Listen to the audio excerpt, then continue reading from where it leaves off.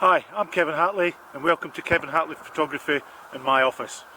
This is a channel that I've set up to share my experiences of wildlife and nature with others. So let's go.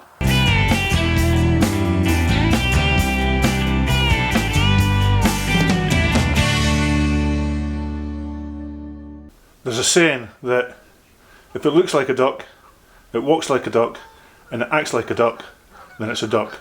But if it talks like a duck, you're either drunk or you've been watching too much Daffy Duck. No, but seriously, what type of ducks are there? Well, here in the UK, we have about 22 different species. I'm not going to go into all of them. What I'll do is I'll cover the different categories of duck, and what I'll do is I'll also identify 4 of the main ducks that we get here in the UK. And what I want to do is share with you my experience and knowledge of photographing ducks. So what we'll do is we'll look at the different types of ducks. We'll look at, as I said, 4 ducks which I'll go through and identify for you. We'll look at their habitat, where to find them, look at their lifestyle, some of the behaviour, and then what I'll do is I'll share with you my approach to photographing ducks, and I'll share some tips with you along the way. Of the 22 different types of ducks that we have here in the UK, they range in size, colour, shape, from the smallest of our ducks, which is the teal, and we'll look at that in a little bit detail later on. Teal's about the third of the size of a mallard duck, up to the largest duck that we have here in the UK, which is the shell duck, and it's unmistakable bright red bill. Okay, so ducks are broadly categorised in 2 separate groups. We have the dabblers and the divers. Dabblers being ducks that feed predominantly on the surface of the water or by upending and using the length of their neck to reach food. Then we have the divers who, as the name suggests, predominantly dive for the food under the surface of the water. So what we'll do now is we'll look at each of those groups. What we'll do now is look at 4 species of ducks which we're going to go through and identify. We'll look at 2 dabbling ducks and 2 diving ducks. We'll start off with the dabbling ducks. We're going to look at the teal and the shoveler. The first one we'll look at is the teal. As I said earlier, the teal is the smallest duck that we have here in the UK. It's a striking little duck. To identify it, it's got a chestnut coloured head, it's got a long black beak, has a spotted chest, has a bright green wing patch, which is a predominant identifying feature on teals, and it has a bright green eye patch. Beautiful looking little duck.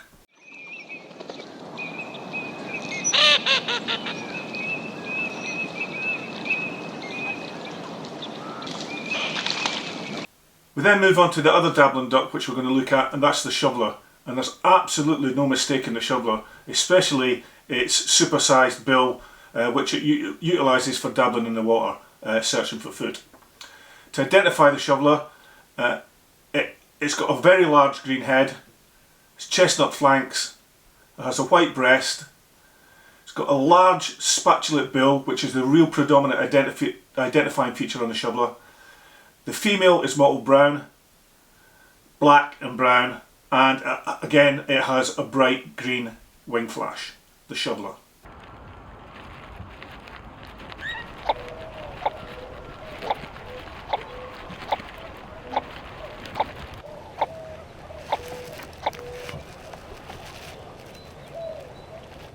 Moving on to the diving ducks now, we'll look at both the tufted duck and the pochard.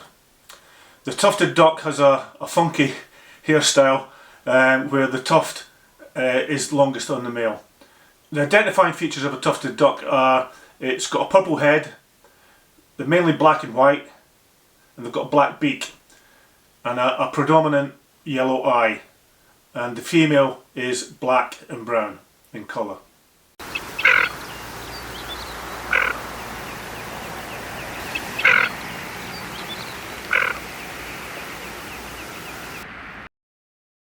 Next in the diving ducks is the pochard. The pochard probably has the most outstanding eye colour on any of the ducks, especially on the males. Beautiful bright red eye. So its main identifying features of pochard are it has a brown head, as I said, bright red eye on the male. It has a black beak, it's generally black and grey, and it has grey flanks.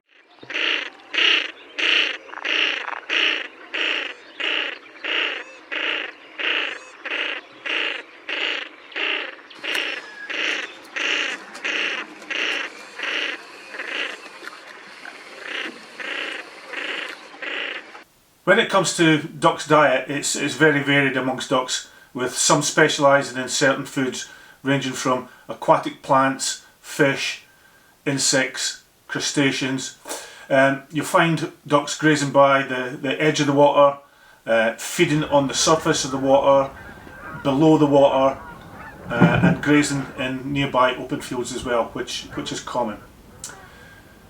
The dabbling ducks themselves feed on weeds and seeds, dabbling the wide beaks across the water surface or just below it when they upend themselves. The diving ducks seldom dabble, choosing to dive for their food, chasing prey and feeding off the bottom. Sawbills, like the goosander, are the only ducks especially adapted to catch fish. So where are we going to find ducks? What's their habitat? Well, find any open piece of water in the UK and ducks won't be far away. They can be found mainly on things like lakes and ponds, canals, rivers, marshland, especially on nature reserves, which are very good to get up close to ducks. And you can also find them on estuaries and on the sea.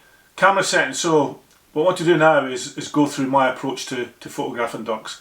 When it comes to camera settings, ducks at times can seem to be very lethargic, as can be seen in a couple of pictures here. However, ducks can go from 0 to 60 like a Formula 1.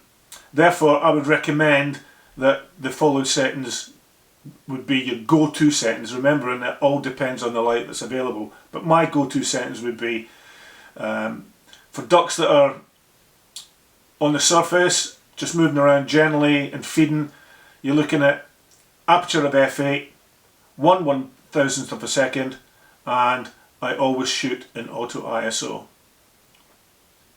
When it comes to ducks in flight, they are very fast, so I would up my shutter speed to 1/2000th of a second.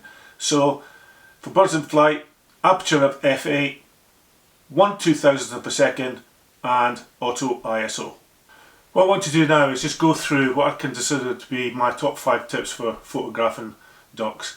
So tip number 5 is all about location. You don't have to travel far to find ducks in the UK. Local parks, local nature reserves.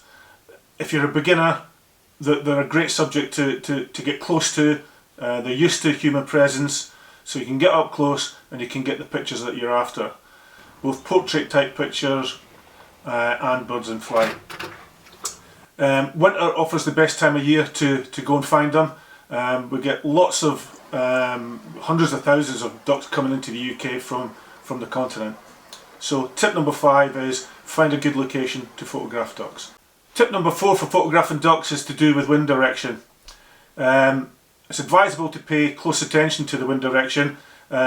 Most ducks bob their heads up and down in the air and they call out, and then what they'll do is they'll turn into the wind before taking off. There can be a slight difference of how ducks take off from the water. Dabbling ducks almost take off vertically, whereas diving ducks normally take a running start to get airborne. So tip number 4, wind direction. Okay, tip number 3 in photographing ducks is all about behaviour. It's advisable to try and learn the telltale signs of duck behaviour. For instance, as I just previously mentioned, ducks bobbing their heads up and down can be a sign that they're just about to take off. Or if they start moving into the wind because they need the wind to take off, that can be another sign, so you can get ready to take your birds in flight shots. So tip number 3, behaviour. Tip number 2 is action shots. As I said earlier, ducks are great subjects for beginners due to their ease of access, being comfortable with human presence. It allows you to get near them and to practice getting the photographs that you want. And don't just look at just the duck sitting on the water. look at some action shots. As I said, birds in flight, ducks preening. They normally preen themselves before they're actually going to do something.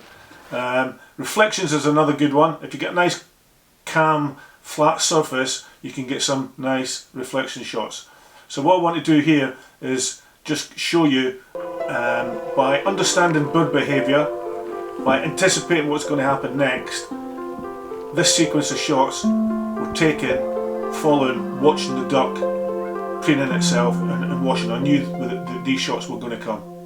So tip number 2 is action shots. Tip number 1 in photographing ducks is all about trying to get down as low as possible. I know it's not easy for some people, but try and get down as low as you can to the duck, eye level. What you can also do is, by getting down low, you can blur out your foreground and your background, and that allows the duck to pop out, and thereby paying attention to your subject. So tip number 1 is to try and get down as low as possible. Okay, what I want to do now, just before I finish, is to share with you some of my favourite images of ducks that I've taken, and I hope you enjoy them.